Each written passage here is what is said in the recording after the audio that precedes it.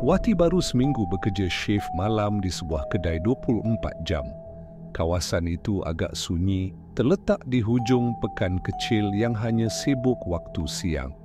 Malam-malam begini, bunyi pendingin hawa dan detik jam dinding jadi peneman setia Wati. Malam itu, jam menunjukkan pukul 2.45 pagi. Tiada pelanggan. Wati sedang menyusun stok minuman dalam peti ais. Tiba-tiba, pintu kedai berbunyi. Ting-tong! Seorang perempuan melangkah masuk. Rambutnya panjang, menutup hampir seluruh wajah. Bajunya lusuh, berwarna putih kekelabuan. Wati terus ke kaunter. "Selamat malam, cari apa ya, Kak?" Wati cuba ramah. Perempuan itu tidak menjawab.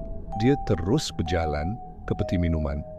Tapi gerakan dia perlahan dan kakinya tak jejak lantai. Wati terdiam. Nafasnya tersekat. Peluh dingin mula mengalir di dahi. Tapi dia cepat-cepat tunduk, pura-pura menyusun resit. Perempuan itu datang ke kaunter, letakkan sebotol air mineral. Suasana sangat sunyi, tiada bunyi cengkerik, tiada angin, seolah-olah dunia berhenti seketika. "Wuri besi," suara Wati tergetar. Perempuan itu senyum, angkat muka perlahan-lahan. Matanya hitam pekat, bibirnya pucat. Dengan suara garau perlahan, dia berkata, "Dah tahu ke, akak hantu?"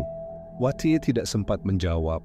Tubuhnya menggigil, jantungnya berdegup kencang, dan dia pengsan di situ juga.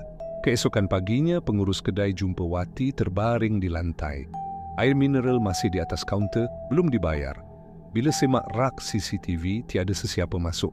Tiada perempuan.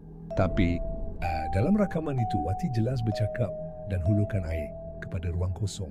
Sejak malam itu, Wati berhenti kerja. Katanya dia tak mahu lagi kerja malam. Tapi pekerja baru yang ganti dia pun nampak seorang perempuan rambut panjang beli air setiap malam